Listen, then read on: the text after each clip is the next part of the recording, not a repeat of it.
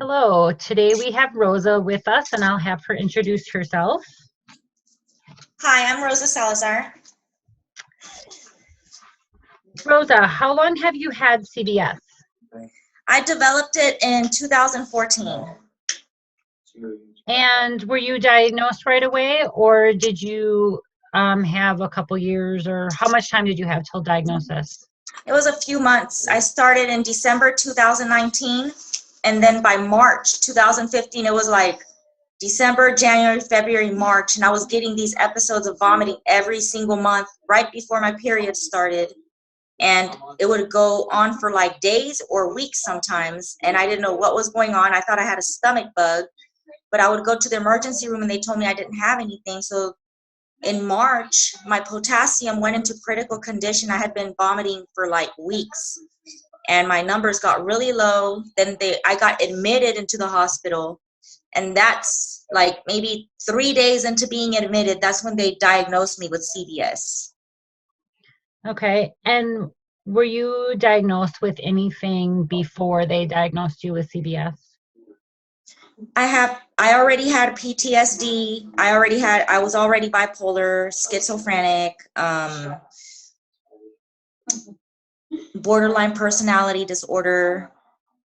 I already had a few of the mental Mm-hmm. disorders before I developed CDS. And I really think that the PTSD and my anxiety ties in with it, because when I stress out a lot, it triggers an episode. I start to get nauseous and then I start vomiting, and sometimes it's days, and like I said, sometimes it lasts weeks. Like this time I just recently started feeling better, and I have a kidney infection right now from being sick so much, so I'm on antibiotics to get rid of that.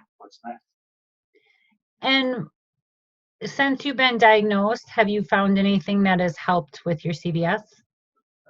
Taking baths, I'm pretty much always in the bathtub. It's good to find something that helps. Hmm. Um, you did a little bit before, but can you describe a typical episode as far as like what your symptoms are during the episode? And you kind of already went over how long they last. Hmm. It's just usually it's the worst part of it is the nausea, because I can literally be nauseous 24 hours a day. And it's horrible because I'm in and out of the bathtub, I'm taking showers, I'm shaking, I'm using the massager, I'm doing all kinds of different things just to try not to throw up, because I hate vomiting. So anything that I eat, sometimes it'll just come right back up. So Hmm. sometimes I'm in the bathroom all day, just trying to go in and out of the bathtub, I try to avoid vomiting as much as possible. So as soon as I'm nauseous, I'll turn on the water, I'll jump into the water, and I'll just sit in there and let it pass. And then usually as soon as I get out, it comes right back. So Hmm. I'm doing something else to try to relieve the nausea. Either I'm taking a Zofran. I live on Zofran. I'm always taking Zofran, the dissolvable tablets that they prescribe Hmm. to stop the vomiting, to help the nausea. But usually when you take that pill, it dissolves so fast. Usually the only time I feel the nausea go away is while it's dissolving in my mouth. And then Hmm. as soon as it's gone, I'm back to feeling nauseous. But I'm not vomiting. The Zofran does stop the vomiting. That's good. Yeah. That's what they give me when I do call the ambulance, because I do call the ambulance when I get really, really bad. When I call the ambulance, they usually inject Zofran right away into the IV, and they also usually they give me some fentanyl, because my abdominal pain is so severe by the time that they're picking me up. I'm doubled over in pain. I can barely walk. And does that help with the pain? Yes, the fentanyl actually puts me to sleep. And usually when I call the ambulance, I haven't been sleeping for days already. So when they give me the fentanyl, I go to sleep and they just let me sleep in the ER until I wake up, and then they let me go once I'm okay. And is that usually once you have that experience with the fentanyl and the Zofran and you get to sleep, is your episode usually over? Usually by then, that's when I'm starting to feel a little more relief.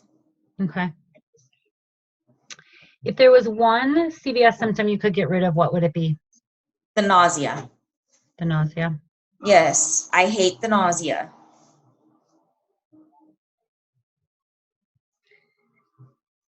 And if you didn't have CVS, how do you imagine your life being different? I'd be working. I wouldn't have to stay at home because right now with what I have, I can't. I can barely shop. I can barely go to the store. I have social anxiety, so when I go out to the Walmart or to HEB, usually 20 to 30 minutes into being in there, I'm already getting anxiety and I want to leave. I don't want to be around anybody. And my boyfriend is the same way, so we both just leave. We barely shop. We just go in and get what we need and leave really quick. Mm-hmm. And then now that the pandemic is here, they close early. What we used to do, we used to go shopping at like 2 or 3 in the morning when there was nobody in there. Mm-hmm. But now they close at 11 p.m. So we have to go during the day to go shopping. Mm-hmm. Yeah. Yeah, that's definitely changed a lot of our lives for sure, Yeah. and how we operate. When you said that you'd still be working, so are you currently unable to work due to the CVS? Yeah, I'm disabled. I'm not working. I get a disability check once a month. That's what I live off of. I do some side work sometimes. I mean, I used to be a cosmetologist, so I have all that stuff. My kids come to me for their haircuts. I make $60 on Halloween, so I just do little side things that I know how to do. Yeah, that's great. And so you're able to do some side work, but you're not able to do what you were doing before the CVS. No, because working at the salon, a lot of people want hair color, and the chemicals were triggering my CVS. So Oh, I'd literally get nauseous as I was working on on the people's head, and I'd have to run to the bathroom to vomit, or I'd have to keep a cup next to me to vomit into a cup, and it was disgusting. I hated it. I could not deal with it. It was too much for me. yeah. I'm sure customers weren't loving that Yes, I'm sure it loving was that disgusting for them too. either. Yeah, for sure. What would you like people who don't understand CVS to know about living with CVS? Um, I think that they just need to be, if they know that somebody has CVS, because CVS, everybody knows, there's no cure. Don't try to tell them what will make them feel better, because we know already. We've already tried everything. We get nauseous. We try the bath. We try the shower. Don't try to say, oh, what if you do this and what if you do that? And, just let us deal with our CVS on our own. Don't try to give us stuff, give us information from your point of view if you don't know what we've gone through. Because it really is hard. When my episode this time, I called the ambulance on September 25th. And on the 25th, I had already been vomiting for 7 days. It was the 7th day that I had been vomiting. And everything that I was drinking was coming right back up. So I was like, I hadn't slept. I hadn't eaten. And everything that I was drinking was coming back up. So I called the ambulance because I called my doctor's office first and asked if they could see me on that Friday, because my doctor only sees patients call-ins on Fridays. So I was trying to see her on Friday so she could, or, I could get some medicine to try to help this stop. And I couldn't, she wasn't available at that time. She didn't have any openings. So the nurse literally told me, I recommend you call the ambulance and go get your IV. So she recommended me to call the ambulance to go get my fluids given to me. So I called the ambulance, I was very dehydrated. They gave me 3 IV bags. They gave me a whole bunch of medicine. They gave me fentanyl about 3 times. So I slept. I must have stayed in the emergency room almost like 12 hours. I slept all day almost in there. And what they call, whenever they whenever I'm sleeping, they say that it's active therapy because it's actually helping. You know, Mm-hmm. they're stop sleeping will actually, it might stop an episode on us. You know, we might wake up and we might feel better. So it Mm-hmm. just depends on the stress, on the where you're at. It all depends on what you're doing at the time, Mm-hmm. because it triggers are so a trigger will be so quick to me, and then 1 second I'll be okay and 1 second I won't be okay. I'll be nauseous and throwing up. It's Mm-hmm. that quick. Yeah. What would you tell a newly diagnosed patient or someone that is hoping to get diagnosed with CDS, but they're new to the CDS journey? I would tell them that it's going to be hard, that they're going to get emotional, and to just stay strong, because you have to be strong with this disease. I literally, like, today they weighed me. Wait, yesterday I had an appointment. Today's Tuesday. I had my Monday appointment yesterday at 9 a.m. and they weighed me and I weighed 112. So I've been eating a lot because my doctor gave me an appetite stimulant for me, because I was getting so low on my weight. I was down to like 90 pounds. I was like, I need to eat. I was like, I don't get hungry. I don't do nothing. I was like, I'm scared to eat because I feel like I'm going to throw up all the time. So she gave me an appetite stimulant, and yesterday they weighed me, and I haven't been over 100 pounds in a long time. So I'm happy right now. Mm-hmm. I'm like, oh, she might have actually given me a pill that helps me. So I'm taking it twice a day, one in the morning and one at night. And so far, so good.